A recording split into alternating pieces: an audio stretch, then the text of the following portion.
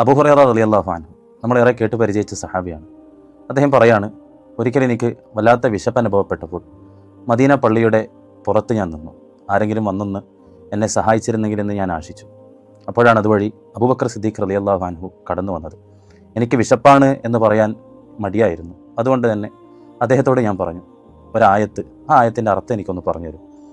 അബൂ ഹുറൈറ റളിയല്ലാഹു അൻഹു റസൂലുള്ളാഹി സ്വല്ലല്ലാഹു അലൈഹി വസല്ലമ തങ്ങളുടെ കൂടെ എപ്പോഴും പള്ളിയിലുണ്ടാവുന്ന സഹാബിയാണ്. ഈ ആയത്തിൻ്റെ അർത്ഥമല്ല അബൂ ഹുറൈറയുടെ ഉദ്ദേശം എന്ന ആ സമയത്ത് അബൂബക്കർ സിദ്ദീഖ് റളിയല്ലാഹു അൻഹുവിനെ തിരിച്ചറിയാൻ സാധിച്ചില്ല.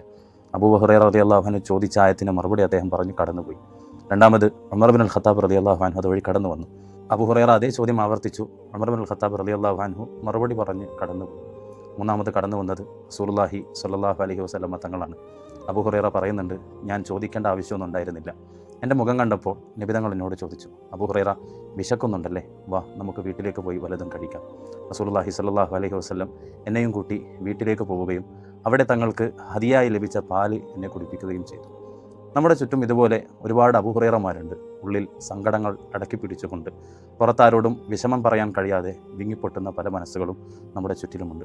അവരെ തിരിച്ചറിഞ്ഞ് ആശ്വസിപ്പിക്കുമ്പോഴാണ് യഥാർത്ഥ പ്രവാചക അനുയായികളായി മാറാൻ നമുക്ക് സാധിക്കുന്നത്.